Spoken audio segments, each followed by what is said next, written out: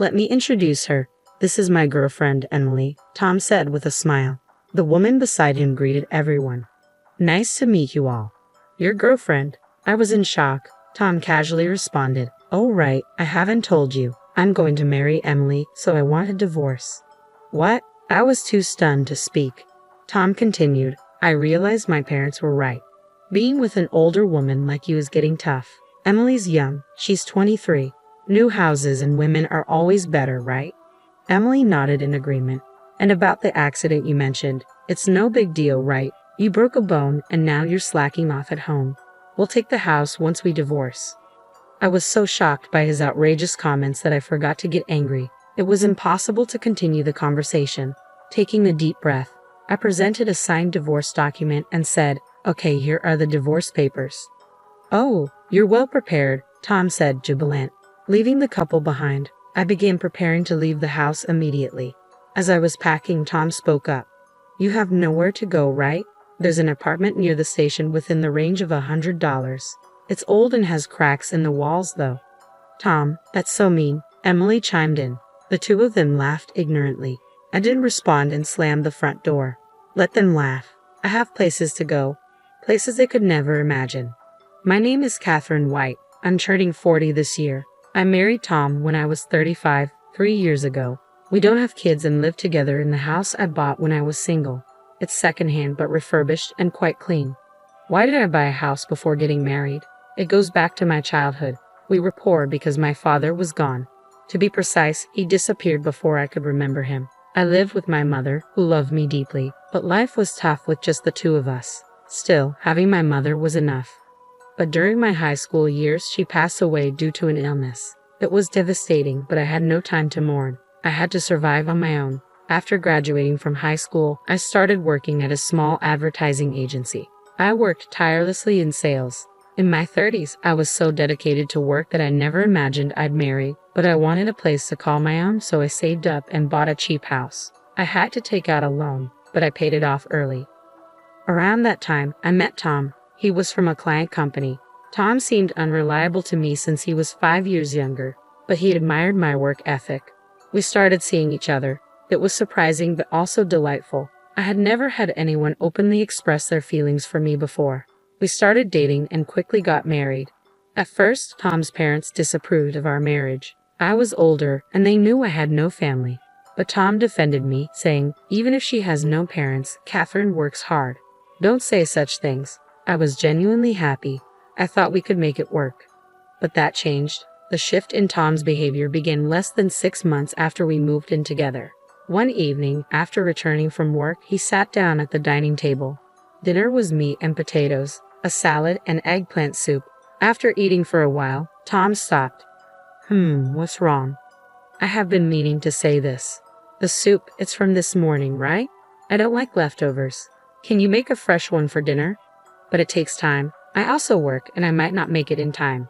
Sorry, but that sounds like an excuse. My mother always made different soups for breakfast and dinner, and there should be at least 5 side dishes. Can you do that? I was taken aback by the sudden situation. I have felt this way for a while, but kept it to myself. While I'm not great at cooking, it's hard to do intricate dishes while working too. Your mother is a full-time housewife, right? I work and can't cook that much. That's why you shouldn't make excuses. It's expected of a housewife. You should at least do that much. I was frustrated by Tom's outdated views, but I held back my words to avoid worsening the mood, though I was discontent. I wanted to avoid arguments, so I started finishing work on time and rushing home to cook. However, Tom's actions and words became increasingly demanding. Did you use cheap meat for this? This side dish is the same as yesterday. Please space them out at least a week. With each of his complaints, the time I spent cooking became more overwhelming. Before I knew it, I was spending all day thinking about meals. Tom's nitpicking didn't stop at just food. He checked every corner of the house for dust and criticized my cleaning. If you have so many complaints, why don't you do it yourself? I finally snapped. What are you saying? Housework isn't my job. Don't shift the responsibility. Maybe you can't handle chores because you didn't have parents around. I was stunned by his words. He had never belittled me for not having parents before. Was this Tom's true nature? The man I knew before felt like an illusion. Regardless, I wished for the old Tom to return. but the situation only worsened. With Tom's endless demands, I was completely drained, and balancing work seemed impossible. On Tom's suggestion, I decided to quit my job. I had loved that job since graduating from high school, but it seemed there was no choice. Looking back, maybe I should have left him then. But I had always prioritized work over romance and didn't know what a normal family looked like. I thought perhaps meeting Tom's demands was a housewife's duty. Maybe all I had to do was bear it a bit to maintain a peaceful home. Now that I was a full-time housewife, I had much more time for housework. Tom's complaints decreased, and I was genuinely relieved. I thought the problem was solved, but my friends knew Haas.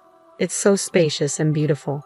The furniture was designed by famous designers, and the appliances are all luxury items, they said. Oh really? I casually responded, handing Tom a glass of water. But compared to that, our second-hand house is a bit lacking. I wish we could at least replace this cheap furniture, Tom remarked. Cheap? The furniture and appliances were from my single days, but they were still in good condition. They weren't luxury items, but they weren't cheap either. Moreover, when Tom moved in, he had said, "Let's keep using these appliances and furniture." I reminded him of that, but he brushed it off. But honestly, after living with it, I feel new furniture would be better, he said without hesitation. Even if you say that, the current ones are still usable, I softly pointed out. Tom suddenly looked at me with a mocking expression. That's the frugal side of you. I wonder if you're just naturally stingy. What? Why would you say that? Anyway, I've quit my job, so we don't have that kind of money. You quit your job because you wanted to, didn't you? But you? Yeah, it's always my fault, he muttered dismissively and staggered off to the bedroom. How could he say such things? Anger started to boil within me, but then I thought maybe he's just drunk. He's just being brave because he's drunk. Don't mind. However, even when he was sober, Tom's attitude was getting worse. Our conversations became more hostile, and every time he spoke, it was to complain about me. What on earth happened to him? Then, without telling me, Tom went ahead and bought new furniture. On top of that, it seems he also got new golf equipment. He looked at the golf clubs with satisfaction, clearly pleased with himself. Tom has a regular job, but he doesn't earn much. He probably took out a loan now that I can't work. I was worried about repaying the loan. Anxiety grew in my heart. Then an unexpected event occurred. As usual, I was on my way to the supermarket to buy ingredients for dinner. While walking on the road, a loud horn blared from behind. Immediately after, I felt a huge impact, and then darkness consumed my consciousness. When I came to, I was staring at an unfamiliar ceiling. It seemed I was lying down. I felt pain everywhere and couldn't move. What happened to me? I wondered aloud.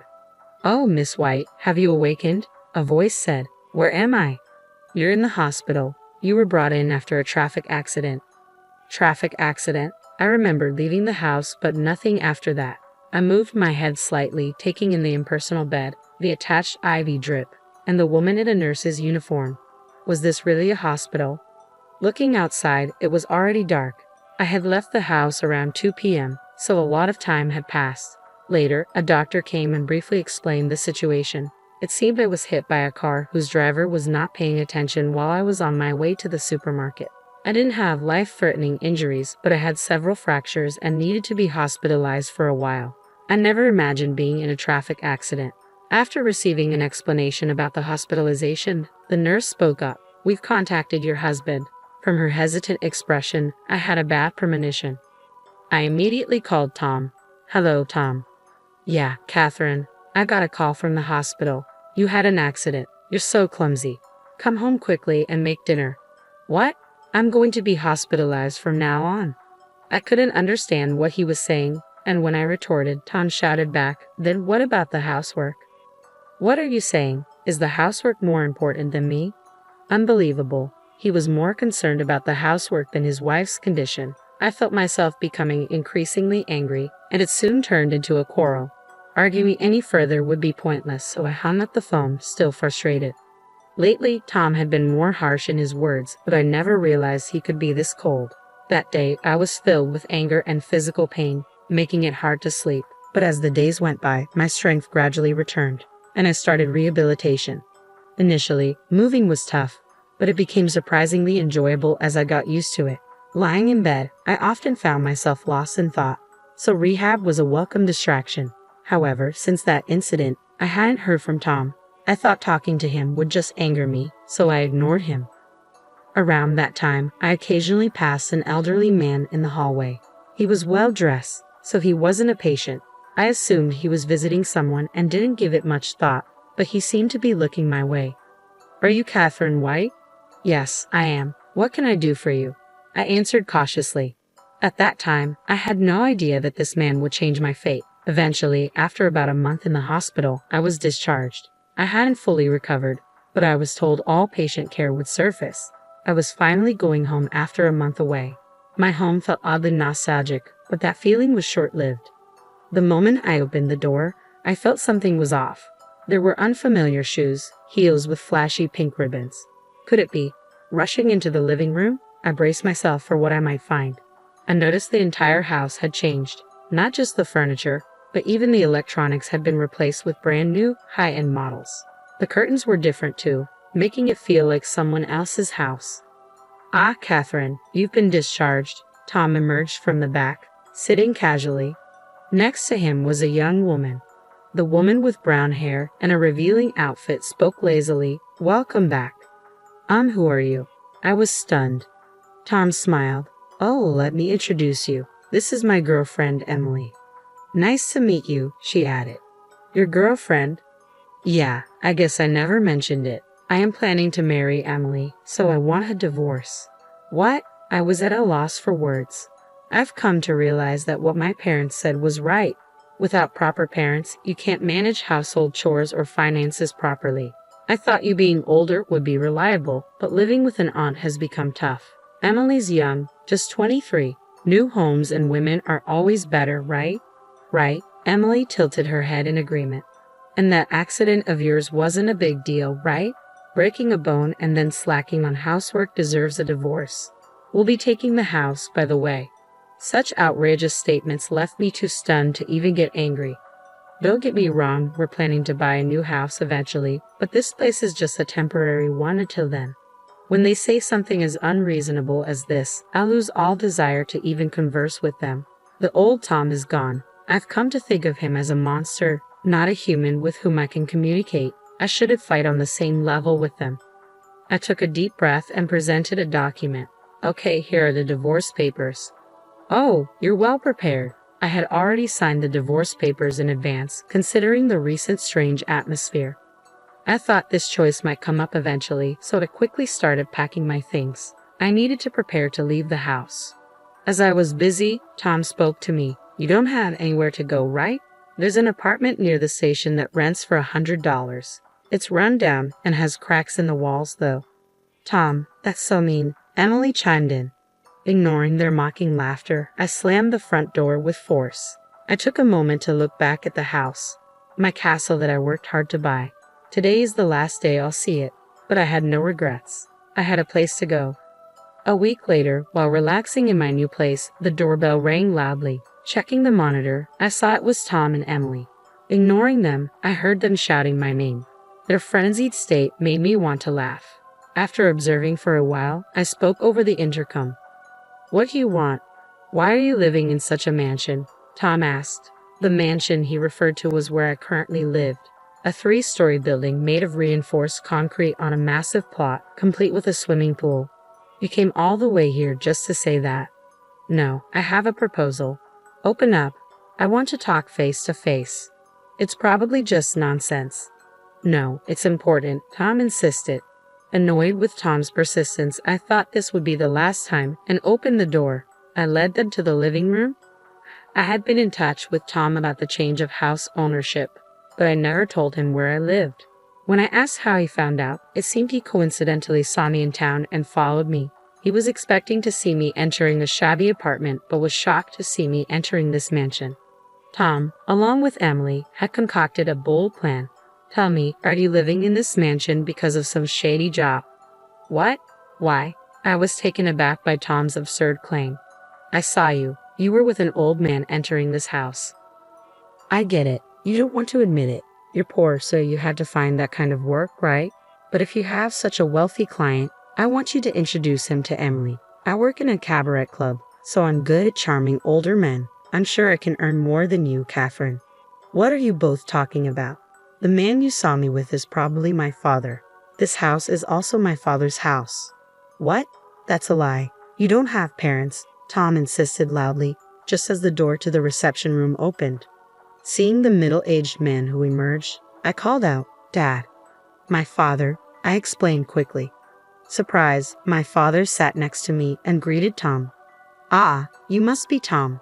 My daughter spoke of you before. Nice to meet you. I'm Catherine's father, Robert Johnson." "Wait, what's going on?" Tom looked back and forth between me and my father, his eyes wide with surprise. "It's understandable. I only recently reunited with my father while I was in the hospital," I began, explaining the situation. Yes, the middle-aged man who spoke to me that day was my father. My father was supposed to have disappeared. I had been told so by my mother.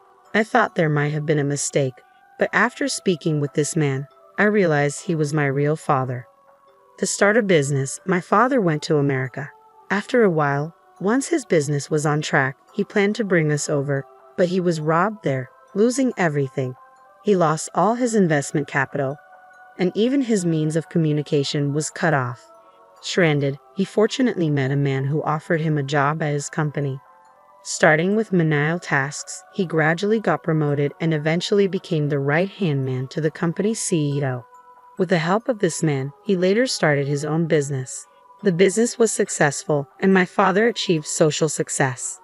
But he was always concerned about my mother and me. He felt guilty for leaving us for so long and found it hard to return. Then his company decided to start a new venture in Japan. After much thought, he decided to come back.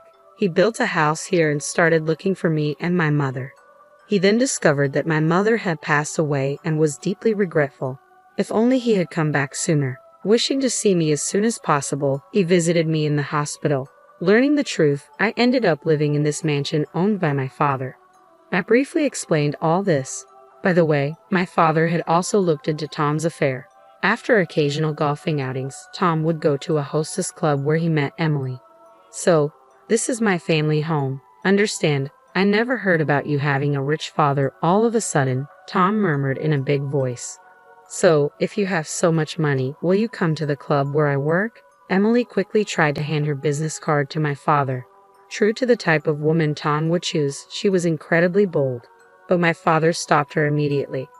"I'm sorry, but I make it a point not to visit cheap imitation bars." "What?" Emily was speechless. My father frequented some establishments for work, but only the finest, high-end places. He would never go to a cheap club like where Emily works. Besides, I don't have money. Catherine inherited everything already. To the puzzled expressions of Tom and Emily, my father casually replied, "Around $800 million. It's the least I can do to make up for leaving her alone all this time." The two of them were dumbfounded, their mouths agape. "I've heard about you from Catherine, especially your insults," my father continued. "She worked hard, scrimping and saving from her meager salary to buy that house. She also did her best with household chores. Having no mother, she probably didn't get a chance to learn from anyone, yet you disparaged her and trampled on her feelings. I can't forgive you, especially when you cheated on her while you were married. If it comes to that, I can sue you." "But Tom attempted to interject. "Catherine's struggles were partly my fault too," my father continued, cutting him off. "You mocked me for being poor and for not having parents. I'm fed up with someone like you who lacks compassion. Never come back to this house again. Goodbye. Is there anything else you need? If you're done, can you leave?" I added firmly. "Ha! Help!" Tom and Emily screamed and ran away. Watching them go, my dad and I shared a laugh. It had been a while since I'd laughed so much. I knew I probably wouldn't see those two again. I could finally live in peace. Later, I found out about their subsequent misfortune. A typhoon hit the region where Tom and Emily lived, bringing heavy rain that flooded houses near overflowing rivers. Fortunately, my area wasn't affected, but their house suffered severe damage. Tom and Emily fled, but their expensive furniture, brand new golf equipment, and Emily's luxury items were all waterlogged. The house's pillars had rotted from being soaked for so long. With no place to stay, the two seemed to live in shelters for a while.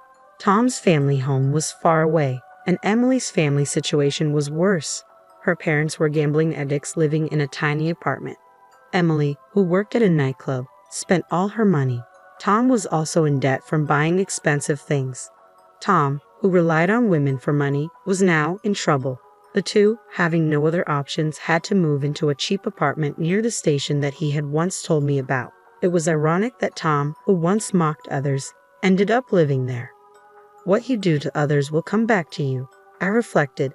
Unless they truly repent, they won't find peace. Meanwhile, I was thinking of job hunting since leaving my previous company. When I talked to my father about this, he offered me a position at his company. The job is in sales like before, and it's fulfilling. I'm still learning, but I work hard every day to be valuable. At my father's mansion, we often host home parties for business associates. My sales experience helps, and I can talk freely with anyone. I plan to work abroad in the future, so I'm also studying English. My father often tells me, "You look livelier now compared to when we reunited." It feels like a lie that I used to be so irritated every day when I was with Tom. Life is unpredictable, I concluded. Even if times are tough, they won't last forever. If you keep looking forward, someone will always be watching over you. I believe that, and I want to keep living brightly.